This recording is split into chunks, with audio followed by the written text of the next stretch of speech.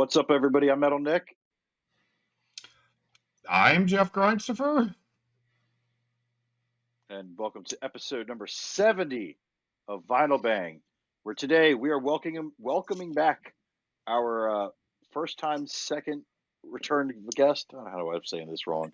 Our first guest time that we've had. Jeff. Repeat guest. Our first fucking repeat guest. The third member of Vinyl Bang, uncredited third member of Vinyl Bang, because the guy has given us so many topics. We've done so many episodes based on this man, Alex Cha. Everybody. Alex Cha. What's up, guys? Good job. Good job, As man. No. What an intro. What an intro. There we go. Some of you may know Alex from Pig Destroyer and now recently reformed Nail Bomb. Alex, how the fuck are you? It's a good day. It's a good day. Glad to be back. Glad you guys are still doing this. It's been a little less than a year since I last did this, but glad to be back. We're glad to have you. We're glad to have you on. We talk about you all the time.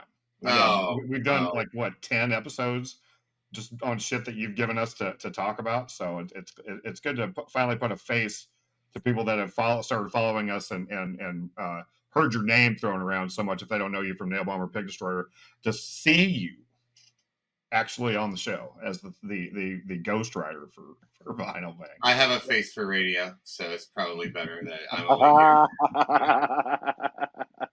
here. Yeah, no, Jeff and I for the longest time we're like, it's hard getting certain people that agree to do this show to come back. And people like you and James Watson absolutely are always like, yo, I'm down to do another episode, and we definitely want to get James back very soon as well. James, if you're watching this, what's up, man? Yeah, there's a lot of people that it's at the point where we're just like, let's get these other people back, because some people like, I know James has a great record collection, and we did like a 3-person part last time, and I wanted to do, like, when we brought you back, I figured let's let Alex just talk about his records, and we don't have to intervene this time. So you can intervene, please intervene all you want. We will. We'll interrupt and talk about stuff. But yeah, this episode is going to be fun because, like I said, like you're one of our biggest supporters, one of our biggest helpers on this show, like uncredited, like third member for sure. Oh, thanks, man. And, yeah, honored. No, absolutely. So let's see here. Let's get started and see what you brought to the table this time around. All right. I'm going to start off with my most recent purchase. So recent it actually showed up in the mail today. Nice. And that is Teenage Mutant Ninja Turtles, the arcade game. This is This contains the soundtrack for the 1989 arcade game and the 1990 Nintendo version, which is the same songs, just slightly updated.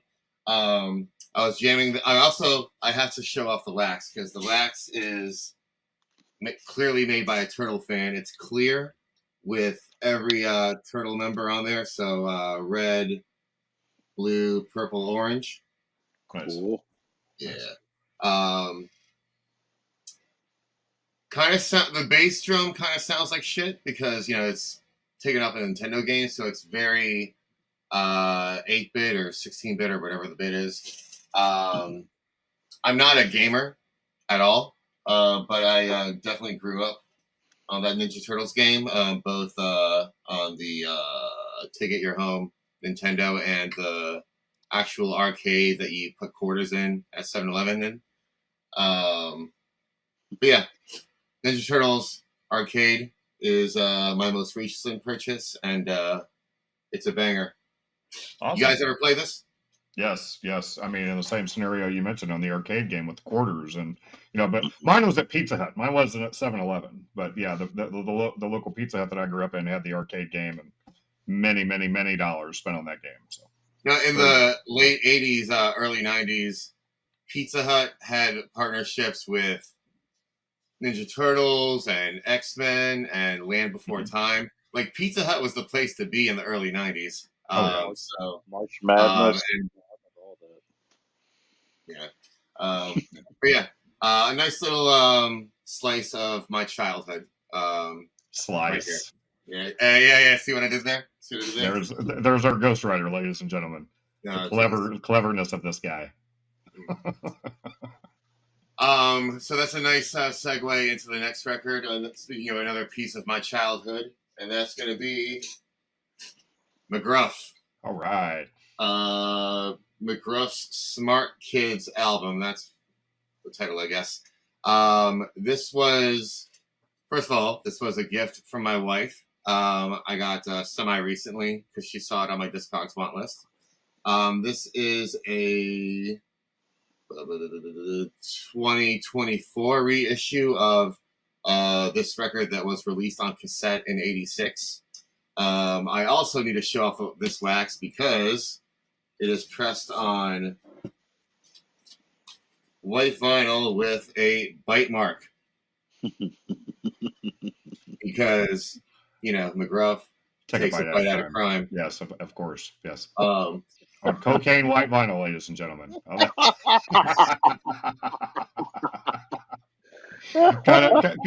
kind of mixed signals there. Right. It's supposed to be bone white, but I see what you did there. Bone white because he's a dog. Yeah. Hold on now. Read it. Sure.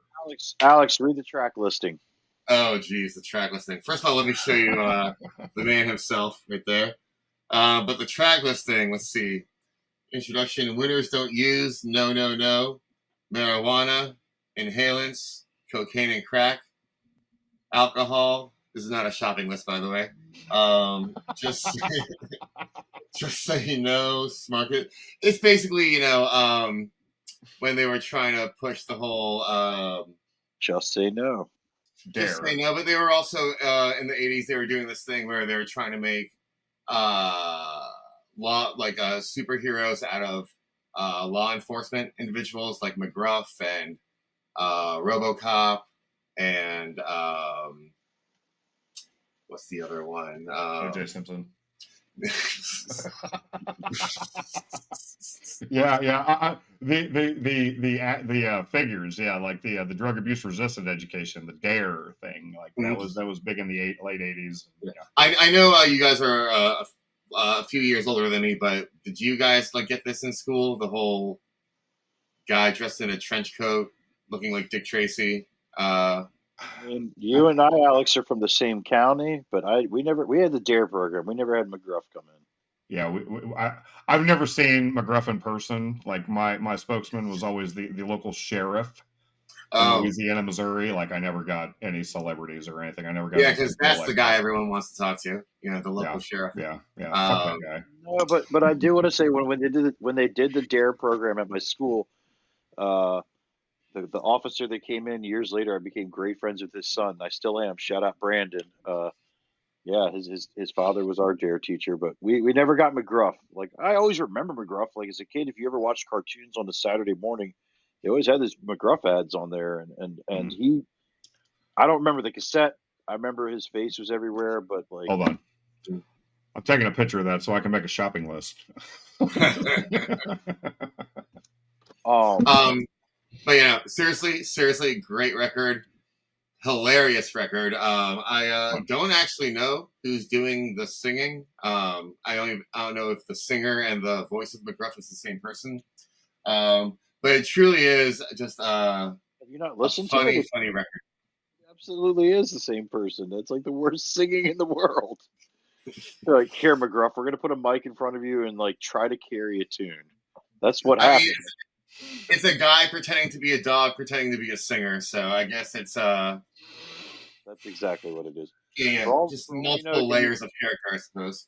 But yeah, it could be Dave Coulier for all we know.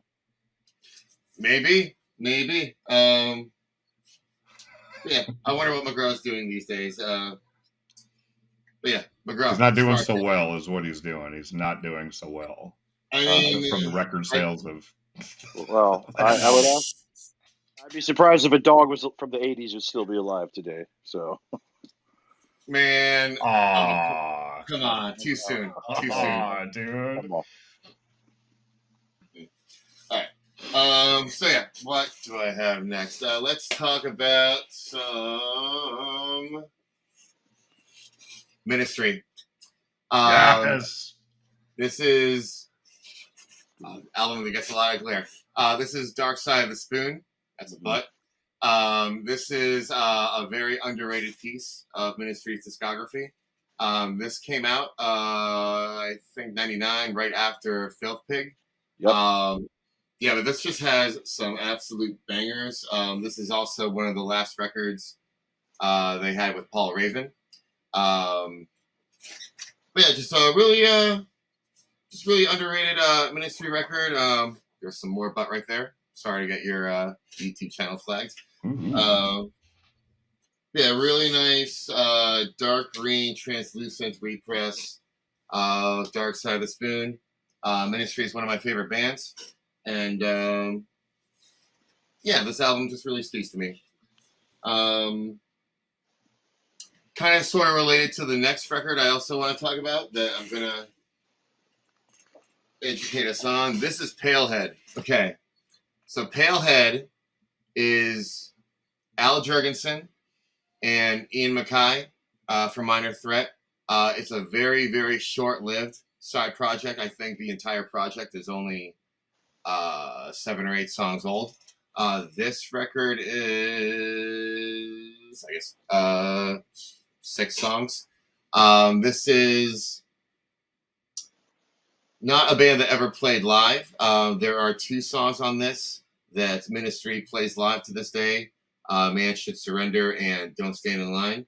But this is just a really good piece of Ministry that is not Ministry. Al Jurgensen has a lot of side projects, like one-off side projects, like Surgical Meth Machine and Lard and Revolting Cocks and well, whatever. That was a great side project, Revolting Cocks. Truth. Maybe I shouldn't call them a one-off. They did a lot more than Palehead ever did. But this is just, I think, a record that should get more recognition. It sucks when bands put out really good music and they never play it live. But yeah, Palehead. Right on. Before we started recording, you had kind of thrown around stuff you were going to talk about, and now that I've seen the cover, I mean, I have seen that project before, but I've never heard it. Is it industrial? Is it more like metal? Is it like heavier, like more guitar oriented? Ministry is industrial metal. This is textbook industrial punk. It is industrial beats over this clean punk bass. It is literally textbook industrial punk. I'm not just saying that because of the whole Ian MacKaye thing. It is just the most punk version of Ministry you can get is what I'm holding. Nice. Yeah. Okay. Yeah, Palehead. And awesome. Also want to mention this other record that you guys originally asked me about, my Burning Inside 12-inch. Oh, yeah. This has a remix of Thieves and a song called Smothered Hope. So the thing that weirded me out about it was listed as it came out in 1989. I think it is. What year did Bind Is a Terrible Thing to Taste come out? Let's see. Well, I'll have to look that up real quick. It definitely says 89 on the. Yeah, Mind Is a Terrible Thing to Taste came out in 89. Yeah, okay. There you go. All right. Yeah. Yeah, I thought that was a 90s album for some reason. No, because Psalm 69 came out in 92. You know why? It's because that album is just so far ahead of its time. That's it why. Was. Yeah. No. Absolutely. 100%. And that's probably what I thought. I always thought that was a 90s album. And honestly, I just thought that right now too. I'm like, oh, is it 89? Yeah. So I busted out the record to make sure. But yeah. So there's an unreleased song on there. Like there's the Thieves remix, and then there's an side 2 is a Thieves. I don't know about a remix. It says a 12-inch remix. It just might be shortened. And then the song called Smothered Hope, which I'm not too terribly familiar with. Huh. Okay. Yeah, that's my Burning Inside 12-inch. I think the first time I ever heard that song, Fear Factory covered it. who is obviously pretty hugely influenced by Ministry, obviously. Well, of course, yeah. You know what, Nick? I think you're wrong. I think it wasn't Fear Factory covering it. I think it was, it was Static X featuring Fear Factory. Yeah, it was Static X. Static X did. Yes. Oh wow. Yeah, it was. That was on the Push It single. No. Now you're wrong. It was on. Right. I own the Beneath, Between, Beyond, something like that. No, that he's right. I have that Push It single that's on. It's on. Oh, it is. It started off on the Push It single, and then it went on to the Beneath, Between, Beyond. But yeah. So just to recap real quick, like I went back to look up Dark Side of the Spoon. It was released in '99, and it wasn't released on vinyl until 2015. Because I was going to ask if you had an OG or a repress, and all it like it was originally pressed in 2015 and then repressed in 2019, which is like the 19 I could see because that's the 20-year anniversary of it. But I got 2015. I got So you have the OG. I got number 841 of 2015. Hey. There you go. There's a little more for that. I remember when the album came out. I read an article about it in the Washington Post. It was pretty. I always thought that title was pretty interesting. That was clever. Yeah, but that was the album whenever I fell out of it. Like, I mean, I listened to that and it was just like, it's good, but yeah, it's, I've heard better, and then I just kind of moved on to something else at that point. But I mean, there's a lot of Ministry records. I get it. There are. Man, I just think this one is not spoken about enough. It's not. No. Damn shame. By any means. Yeah, that was a good Al Jorgensen segment. And that was fun. Right. Three for that is my Ministry segment, and that's some butt. Let's talk about some Ferocious X. Ferocious X. This is I got this because I walked into Celebrated Summer one day, couldn't find anything, and I asked the shop owner, Tony, for something fast, and he said, check this out. This is really, really good noise rock. Not grindcore, really good noise rock from Japan. Side A is just really fast, aggressive punk, and side B is really noisy. I don't really know the name of this record because my Japanese is horrible. Actually, because this is not a record. This is a compilation of Ferocious X's material. I'm not too terribly familiar with the band other than what's on this record, but this was just something recommended to me by a shop owner that knows this stuff. And just really good noise rock from Japan. Ferocious X. Really sweet little strip action that I've been fiddling with the whole time. And really good. Exactly, for fiddling. But yeah, really good fast noise rock from Japan. Ferocious X. Whenever we had made the arrangements for you to be on the show, I was looking through your Discogs, to kind of get an idea of what we were going to have you talk about. And whenever I saw that, I was like, I want to know about this band. I want to have. I hope he talks about Ferocious X, grindcore band from Japan, because. No, not a grindcore. Noise rock. They're noise fast. Rock. Sorry. Yeah. I can't. I don't want to type them as grindcore because they're not. Understandable. My bad. No, you're good. You're good. But I asked for fast. I got fast. So thank you, Tony, for giving me Ferocious X.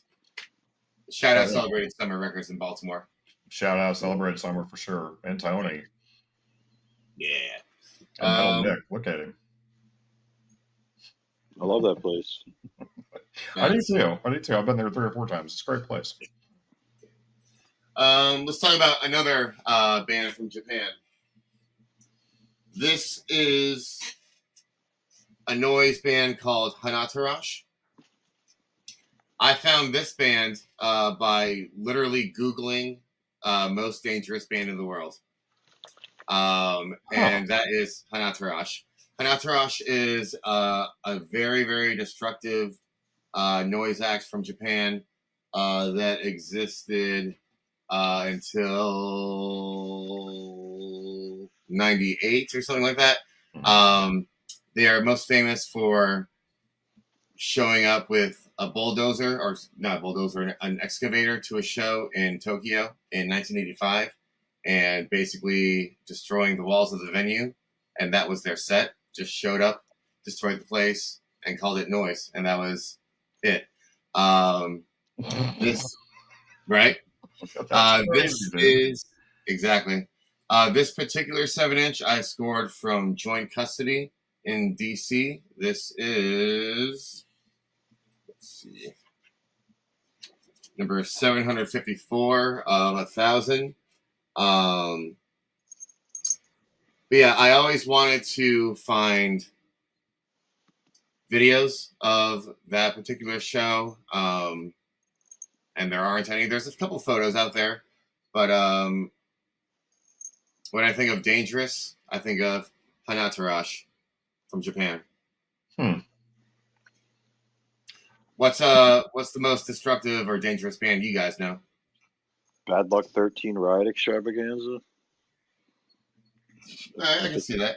I mean, they like literally like fuck people up. So, I mean, I'm sure there's other stuff out there that's worse, but I don't like. They still perform. They perform in like tiny little garages and shit. Yeah, I almost played with them in Chicago 2 years ago. Yeah, that's a band, Hanatarash. That's a band where I would be scared to be standing in the front row, because I would be scared of being in the splash zone of violence, because I'm not trying to get fucked up. Yeah, some bands are dangerous like that. Well, yeah, or even fucking heavy machinery, dude. Like, I would like to be back, somewhere would be easily accessible to get out. If they come in with a fucking excavator to knock down a building, like that's insane. They're not making any money off the door that night. They're paying for the building. Like, what the fuck? Noise acts are wild, man. Noise acts are fucking wild. You got bands like Great White be like, "Hold my beer." Oh, jeez. Oh, Nick, twice. Too soon. Dude, with the dogs and Great White in the same episode? I got some tasteless jokes tonight, I know. Wow. Man, I thought I was morbid. My God. I gotta go. Jeez, Melanie needs me for something. Yeah, let's change the mood, right? Let's talk about 324. Yes. Yes, right.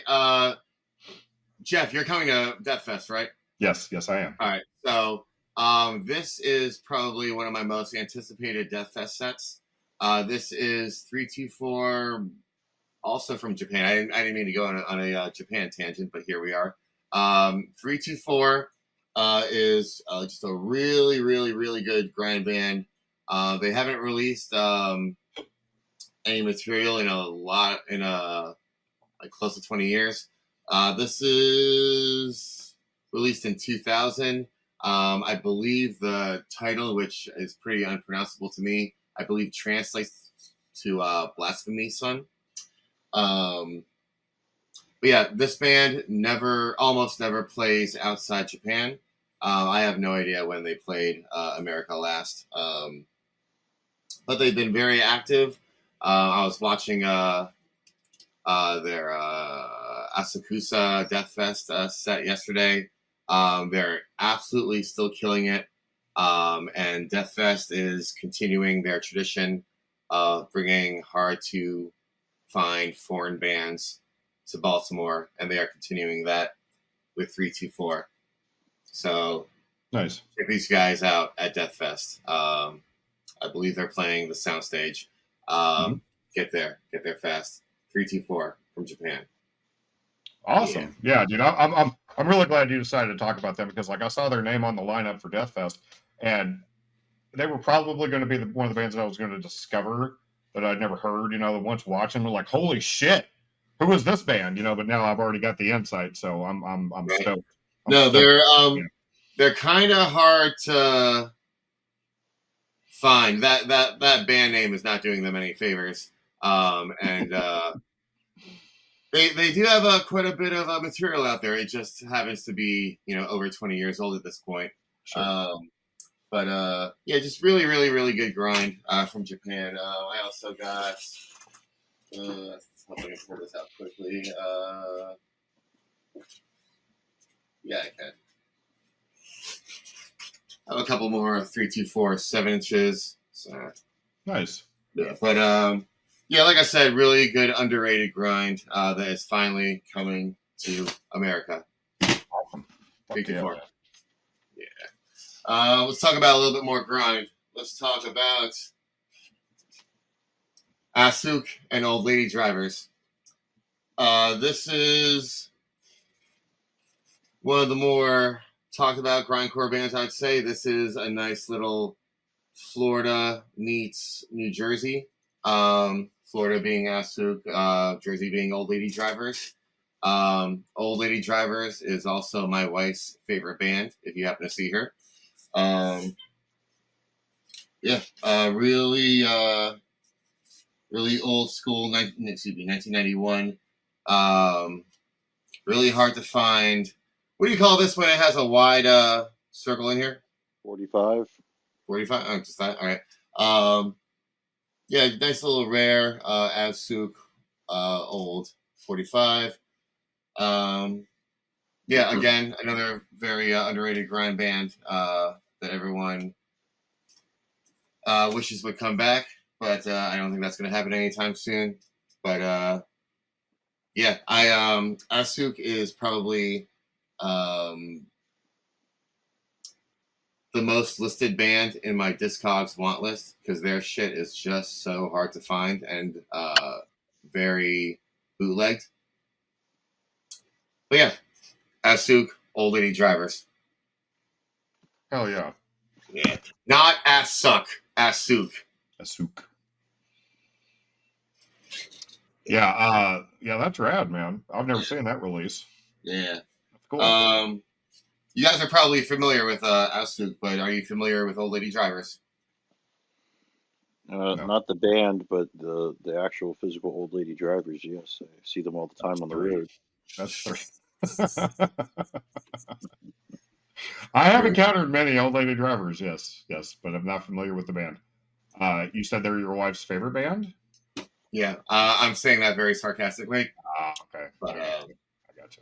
If you next time you see her, just say, "Hey, that Old Lady Drivers record is in the mail," and she'll be like, "No, I was playing Old Lady Drivers." I was playing Old Lady Drivers loud one day, and she was like, "What the fuck is this shit? Please, anything else? Anything else?" Right. So she has a couple bands that I can't play in the house, and I have a couple bands that she can't play around me. But Old Lady Drivers is one of them. That's hilarious. Yeah. Speaking of my wife, this is Deathless. Yeah. Every single member of this band was at my wedding. This is my bandmate Travis, who I think this is the only release he's ever done with him on drums. I hope I got that right. And Jimmy and Vivek. But these guys are taking over the game, man. This is German thrash worship by this really, really powerful Maryland 3-piece. These guys are playing out so much, and they're just really, really hungry to get their thrash on. Really, really killer live show. They gigged around Maryland and DC a lot before dropping this. And when they dropped this, which was on Hell's Headbangers, there's no stopping. But if you're into like Creator, Razor, Sodom, Deathless is the way to go. Deathless System Shock. Sodom. I've heard of Wotus. Yeah, I got a good picture with all three of them at your wedding. Those guys. Yeah. Shout out Jimmy. Shout out Vivek. Shout out Travis. I was very happy. I wanted you to talk about this band. I showed it off. I think when I got it in the mail. But like, I love those dudes to death. Travis is like when I met him when he was in Noisem when he was like 16. I knew he was something special, and he just kept going and going, and now he's like great record. out with the Cavaliers and whatnot. But it's just I can't say enough good. I saw them out in North Carolina back in December with Abominog, and oh hell yeah. no, Travis is one of those guys that is really good at making you feel lazy because the dude has a band for every day of the week and then some. But yeah, this one has stood out to me very recently. Again, his only release with him playing drums. But yeah, Deathless, System Shock on Hell's Headbangers. Good stuff. Very good stuff. Thank you for sharing that. No, 100. So this next one comes with a little story. I was at Wax Atlas Records in Baltimore the other night, and I saw this Twisted Sister record. And I'm like, I don't think I own this. I could have sworn I owned Under the Blade, but I would have remembered this. So I buy this. I take it home. And when I get home, I realize I have a completely different version of Under the Blade. Now, I want you to look at this. It's important to look at these at the same time because if you notice, these are the exact same photo shoot, just different poses, just different fonts. But it's the exact same photo shoot, different poses, and they do the exact same thing on the back.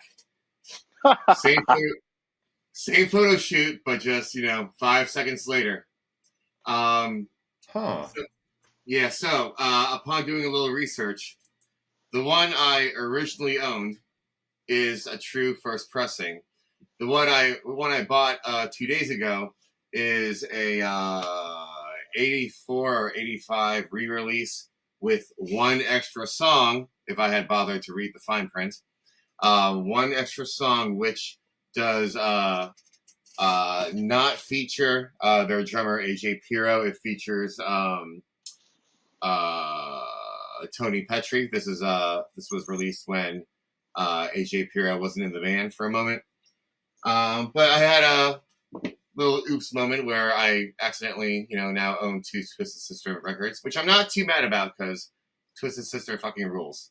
But yeah, Under the Blade is a great record, and now I can truly listen to this in stereo. That's the in stereo thing's cool. Now, was the re-release, was it done by the same label? Are they both by the same label? Because if they are, that's just lazy fucking marketing. Like, I mean, they just took different pictures from the same session. Like, it's literally they truly phoned it in. It might be. I know the re-release is on Atlantic, and the OG is. It might actually be different labels. It would almost have to be. It is different labels. So still, though, that's that's just laziness. Still, not D. Snyder approved. He would not have. He would have been like, "What the fuck? It's the same thing. It's the same shoot."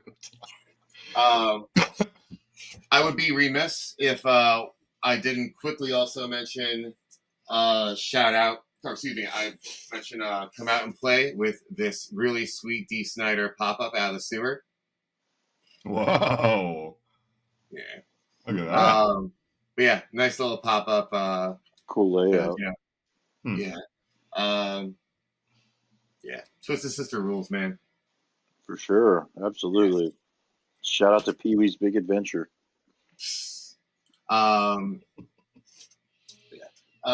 Speaking of pop-ups, another pop-up I want to talk about is Ilsa, the Felon's Claw, and it does this. Whoa. Yeah. So this is an A389 record by Ilsa. all the artwork was done by their drummer Joshi, and this must have just had to be a pain in the ass to manufacture. I bet. Everything about this is 3D, including the dogs at the end. But yeah, you don't see many vinyls with pop-up except that Twisted Sister thing. Yeah. I actually have 2. Oh well, you gotta break them out. But yeah, this is, I think, a really for sure conversation piece at your merch table, because even if you don't know Ilsa, suddenly they're not just a band. They're a band with this pop up at their merch table, and just this sitting on the table, I think, is gonna sell records instantly. Ilsa is a very, very killer, almost too heavy metal band from Maryland that's just absolutely killing it. Shout out Joshi, what's up? But yeah, Ilsa, the Felon Spa. Nice. Oh yeah. Hell yeah for pop-ups. Hell yeah for pop-ups. Just like Nick, he has all of them and I have none. I don't think I have any pop-up. I have really? 2. I don't think so. Nick, what are your 2 pop-ups?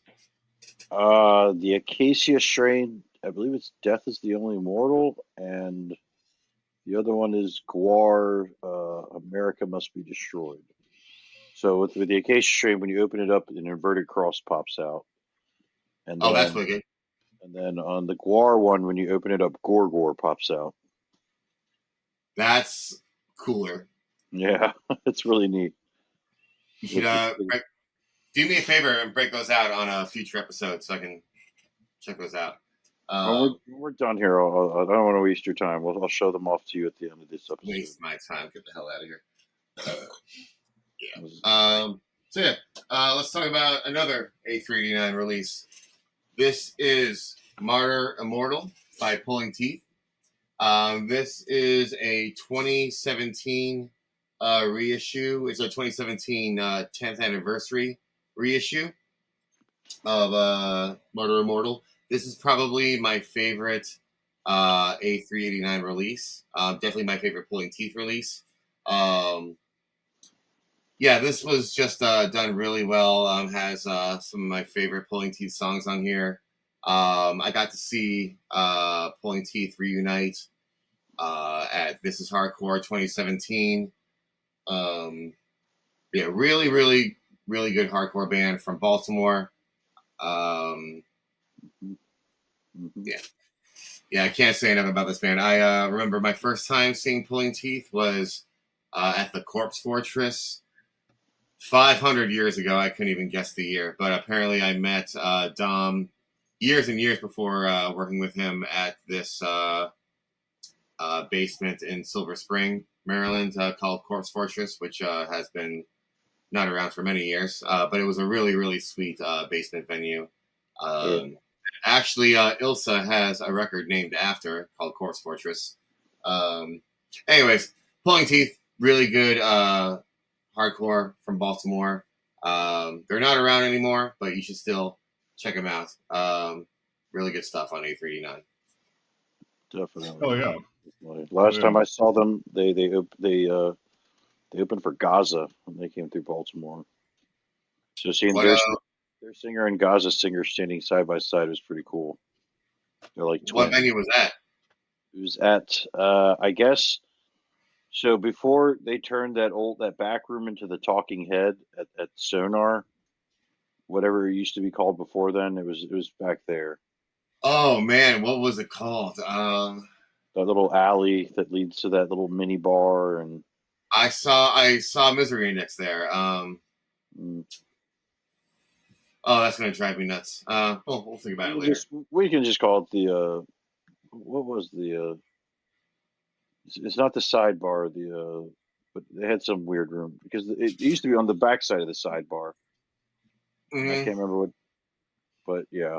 Anyways, I've never heard Pulling Teeth, never saw Pulling Teeth, but I was gifted one of their albums from Mark Kleppel several years ago. He gave me a Paranoid Delusions, Paradise Illusions. That's awesome. That's really good. Awesome album. Yeah, yeah. that's one of those records where half the record is really heavy and gnarly, and the other half is The other half was, pretty. yeah. Yeah, it's very that record is very good at showing like the duality of two ideas. Sure. Um, Oh, it is. Yeah, that's what I thought whenever I put it on. I was like, holy shit, this is like, I thought it was a split at first. Like, yeah. It's very diverse.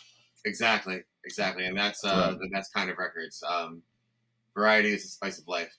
Sure. Let's see. Let's go for a little variety now. Let's go with AFI.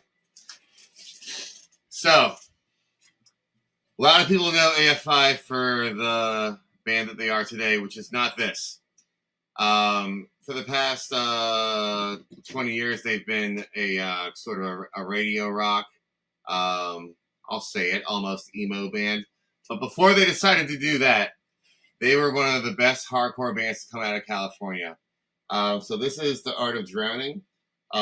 This is the record they released right before they signed to the majors and right before they progressed into the band they are today. This symbol right here is called the Nephilim. I have that tattooed on my leg because this record is really all I jammed in high school. This era of AFI is often referred to as the Nitro years. Nitro meaning this is when they were on Nitro Records. And then they signed to whoever the hell the big label was they signed to. Right before they did all that, they were absolutely killing it with hardcore. Another good example is this compilation called the Nitro Years. Again, you'll see the Nephilim there again. This is a compilation of the best of from their various records on Nitro. Yeah, nice little snapshot of a band that kind of shed their identity. Even though they are very, very active today, they will play almost nothing from this catalog. I think they play one song off Art of Drowning live, but everything else they're kind of shying away from. I don't know if they are not into the hardcore anymore, but they are a very different band from what they used to be. But once upon a time, AFI was this band. So yeah, AFI, The Art of Drowning. Yeah, I've never heard the band. I mean, I've seen the name kicked around, but I think I caught wind of them after that, where they were the emo, whatever they are. And most people being have. the old guy in the room, I'll say that it didn't cater to me at all. I had no interest in that band at all, and was unaware that they ever did anything hardcore. So. Oh yeah. Before they went that route, and if you look at their their Spotify numbers, it is the stuff that you heard is their most popular stuff. But that's only because it was so promoted in the early 2000s with whatever the hell was going on in the early 2000s. Well, yeah, I mean, in the early 2000s, I mean, that's who they were catering to. They were catering to kids. I mean, I'm sure if they had a couple songs that, were doing better because of the 13 or 14-year-olds or whoever was listening to it at the time, they were like, fuck, well, let's just keep doing this. This is where all the money is. So basically, that may have been why they went that route. I don't know. I have no idea. I wouldn't know them if I ran over, or if old lady drivers ran over them. I met David at an HF festival one year. Oh, really? Yeah. I think I know what year that was too. It was like 03 or 04. It was 03, because it was when the first Death Fest happened. I guess that had to be way back when HF Festival was a thing. But yeah. Also, this is not the earliest, but a very early example of early AFI. This is 1994. This is a compilation called "This Is Berkeley, Not West Bay," but this is basically what I assume is a bunch of Berkeley, California hardcore bands. This is 1994. So this is when AFI was kind of just starting out and finding out what kind of band they wanted to be, and they were killing it. This is this has a song by them called "Love Is a Many Splendored Thing," and they share the split with Black Fork, Dead and Gone, and Screw 32. But yeah, nice little piece of 90s AFI right there. Very nice. Yeah.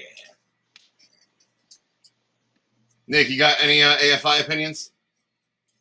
Not really. I mean, that's why I shout out Josh Huddleston. He's a big AFI fan. He always talks about them to me. I was never a big fan of theirs. Like most people, I guess, or like the masses, I really like. I mean, I always saw their stuff everywhere, but never checked them out. And then all of a sudden, they like you were saying, they were having like videos on MTV and or they became a radio band essentially. Yeah, And no, they are. I think these days they're more brand than band, unfortunately. so there were very catchy stuff, and like like I checked it out because I was interested, but I know a lot of people are like, dude, this is not what they used to sound like, and I've heard their old stuff, and like I don't know. When I think of hardcore, I think of like tough guy breakdown, like people spin kicking the shit out of each other, and that's that West Coast stuff that they were doing. It was a little bit more punk to me. Yeah, I agree. So, but they're over the years I've met so many people that band is like their number one, and that's fine. So Mhm. I don't want to like Yeah, shit on people. I got friends with entire back pieces tattooed with AFI propaganda. Yeah. But yeah, not really the direction they're going in anymore. But what are you gonna do?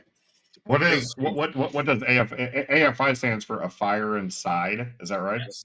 Mm-hmm. Okay, so I do know that. I wouldn't know one of their songs if I fucking heard it, but I know what AFI stands for. So Hell yeah. Swallow. Oh jeez, no. Bringing us back to our Hot Topic days, Cha. No. I was going to say they're a Hot Topic band. Oh, they're 100% a Hot Topic. A Hot Topic band. Like, I think that was probably what deterred me from them, was because they were all over Hot Topic. Like it was whenever you thought of Hot Topic in the early 2000s, it was like there was that band and your My Chemical Romance, My Chemical Romance and shit like that. It was something that just like completely deterred me away from it. Like I said, being the old guy in the room, like I had no desire for any of that at all. There was a point in time when your co-host and I were in a Hot Topic. Oh, I've heard stories. Selling I know all about your Hot Topic days. Posters of AFI wearing other Hot Topic merchandise to Hot Topic customers. It was a hell of a time. When you worked at Hot Topic in the early 2000s, man, you saw some shit. Saw some shit, and I saw it with my friend here. But sounds terrible. Man, sounds terrible. If walls could talk, man. If walls could talk. They got cell phones back then. No, but I learned a lot. No, we did it. We did some silly, stupid shit. Me and Alex while working there, but sure. Yep. Anyways, fun. We have fun here at Vinyl Bang. No. So I'm gonna go. I'm gonna talk about 3 records. None of these records have anything to do with each other than the fact that none of them are pressed on vinyl. First one I'm going to show you is... I'll take this out of the damn plastic. This is a record by someone I've mentioned before in my last episode. This is Human Fluid Rot, and the record is called The Dog Will Bark, The Sheep Will Herd. This 4-inch record is pressed on a 4-inch lathe.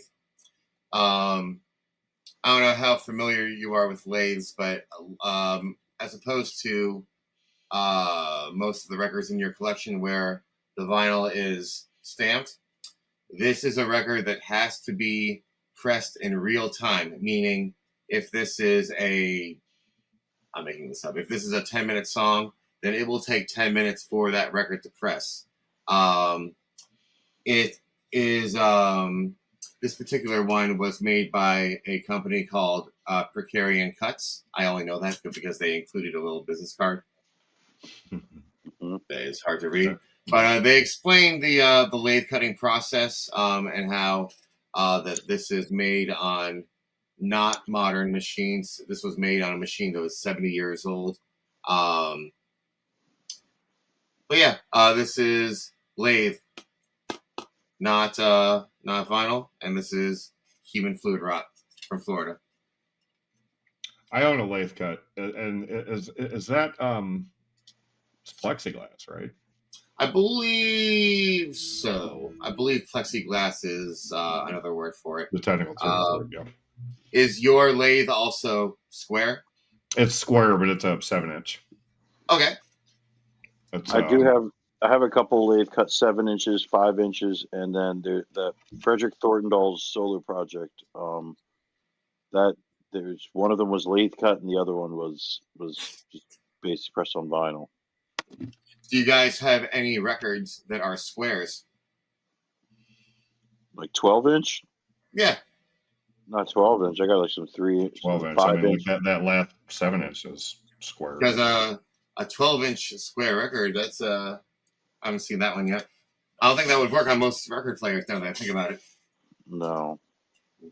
And speaking of things that don't work on every record player, that brings us to this guy. This is a record made out of cardboard. This is the Archies. This was cut off a cereal box in the 60s or maybe 70s. But this is a piece of cardboard. Depending on how good my camera is, you can kind of see the grooves on this record.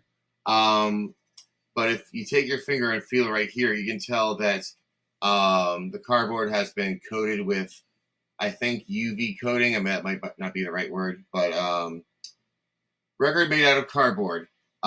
This, as you imagine, doesn't always play right. I sometimes have to use a record weight to make sure that the spindle actually fits on the cardboard.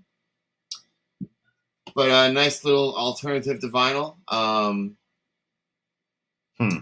don't think I've ever, in my lifetime, I've never seen a vinyl record on a cereal box in an active grocery store. And I do come from a generation of you can find your toy inside the cereal box, yada, yada, yada.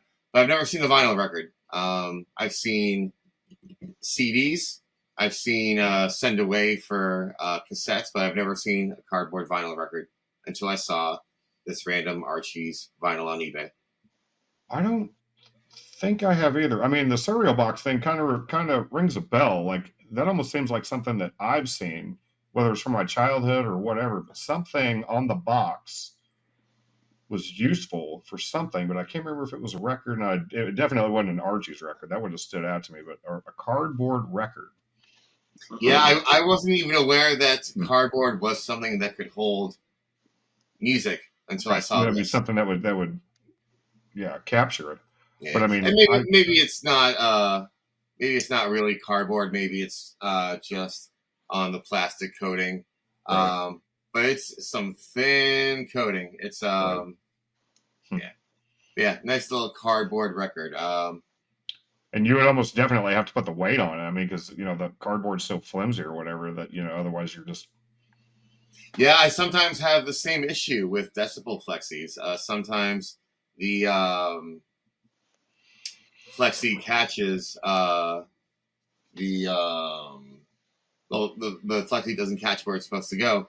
Right. And I actually wrote to Albert from Decibel about it, and he suggested to put a coin on the inside of the flexi to make sure it plays. I guess he was assuming that I didn't have a record weight because most people don't. Most people don't use record weights all the time. They're kind of a pain in the ass. I don't know. Do you guys use record weights? I do. Yeah, I've got one. The room is divided.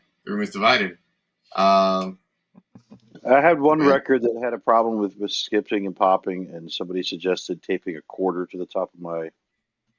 And I tried taping that. it for And I did that, and it worked. But I also felt like that was just probably like ruining my needle. So I took that off. I was like, I didn't like that idea. That's understandable. Yeah. Anyways, one more record in this chapter. So this is by this guy I know called Spitpile. This is a noise record made out of a plastic disposable plate. It's kind of like a flexi, except it is flexis are also, like I was describing, pressed. This was treated like a lathe. This was also the dinner plate was cut out, put down on the lathe, and also this was made in real time. And then you can see this guy very clumsily cut out the circle. You can tell this isn't even a real circle. But he made a bunch of these very cheap disposable dinner plate Walmart vinyl records of just a random noise set. And because these are literally just disposable plates, he was giving them away. Again, this is another example of a record that you really need a record weight with. It is the thinnest material I've ever seen a record been played on, except for maybe an X-Ray, which I don't own. But this is thinner than lathe, thinner than cardboard, but it still gets the job done. But that is a dinner plate record by this weird noise artist called Spitfile. Yeah. Very nice. Yeah. Very nice. A vinyl bang first, ladies and gentlemen. Yeah, dinner plate. Dinner plate and cardboard and lathe, and yeah, and that's what I got for today.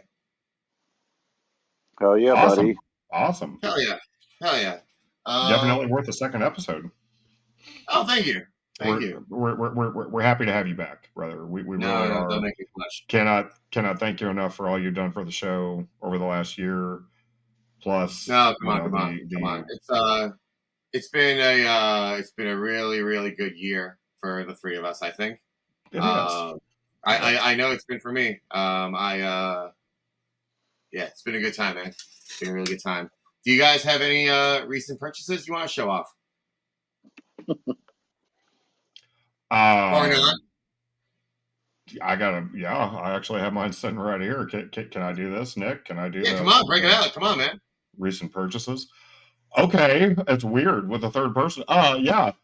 Recently, I went to Lawrence, Kansas last week to see the Shred Fest tour with Atheist and Origin and Obscura. And I finally got a copy of Make Them Beg for Death, The New Dying Fetus out. And it's on the turntable. Otherwise, I'd get the actual vinyl out. But it is the Bone White with Splatter Edition, limited to 500 copies. So pretty stoked to have that. I bought a second copy of the new Melvins album, which is fucking amazing, by the way. This album is so good. This copy is the Smoke is a color variation. It's a black smoke color thing. And last but not least, I got Jupiter from Atheist from their merch table. Now I don't have nothing new to talk about when it's just me and Nick. So I have to go buy some more records. Or maybe I'll get some in Baltimore. Records. You what? What you got? Okay. The newest thing I got, Jeff actually hit me up and told me that this was out. I don't Skinless, Trample the Weak, Hurdle the Dead. What it's called, right? Corpse Gristle Records put this out, but this was originally under license from Relapse. This came out in 2006 on Relapse. It's the only Skinless album to have Jason Kaiser on vocals. Jason and his brother Joe. Joe plays bass in Skinless. This is like some cool blood red-ish thing. There was like another variant, but it sold out super quickly. But this is one of those skinless albums I just don't own on vinyl, and then I love this one. It's got a really cool Black Sabbath cover at the end of Wicked World. There's a if you're familiar with Skinless, they do a lot of like samples from movies and whatnot. Yeah. And there's anybody here familiar with Hot Shots Part 2? Yes, absolutely. Okay. War. It's fantastic. Fantastic. Yeah, they use that. They use that. Life sucks, and then you die. Oh, that's what got me into Skinless was that Vince McMahon quote. But Yep. Skinless is a great band. Thank you very much, Jeff, for recommending this because I don't own this one on vinyl.